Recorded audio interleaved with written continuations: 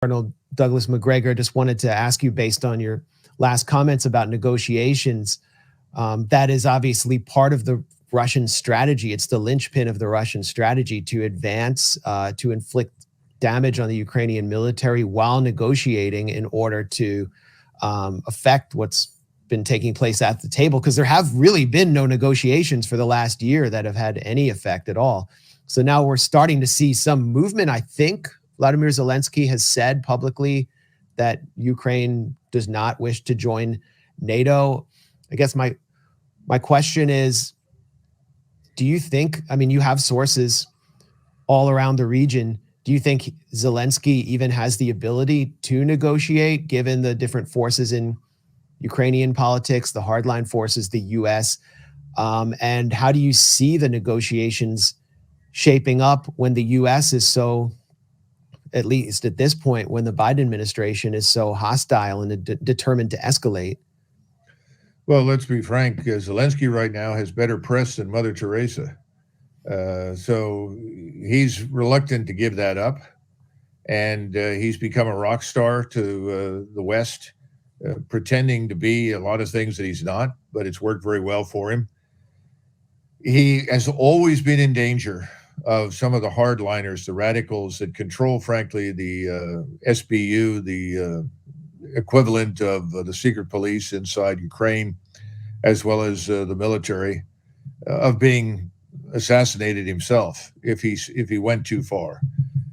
I don't know if that's still the case. I'm sure there's some truth to that, but I really think that the cards are in the hands of Washington and in the hands of President Biden. And President Biden is in a position that's not very different, since Aaron Mate is interested in Vietnam, not very different from Lyndon Johnson in this sense. Lyndon Johnson wanted to end the war in Vietnam. In fact, there's a lot of evidence that he didn't want to go there at all.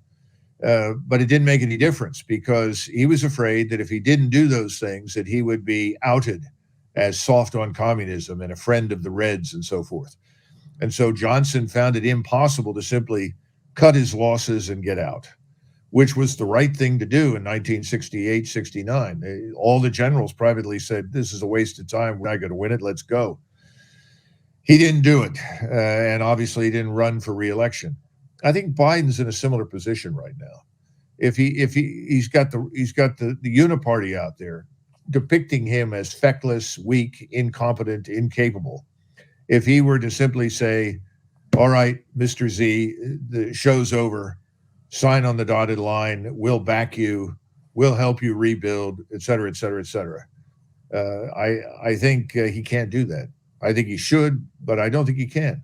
And I think every time he's inclined in that direction, he's warned by the people around him of the dangers associated with that. Now, there's political dangers. Yeah, but there are a couple of things that are also happening. The assumption is, well, if we can just keep the Russians in the field long enough, their army will collapse. Well, there's no evidence for that.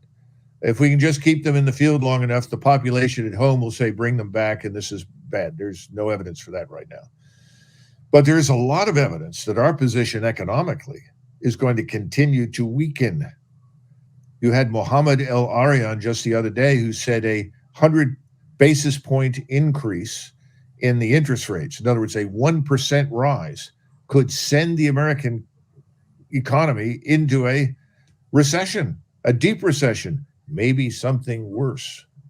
Well, the longer this goes on, the harsher the outcome for us here at home.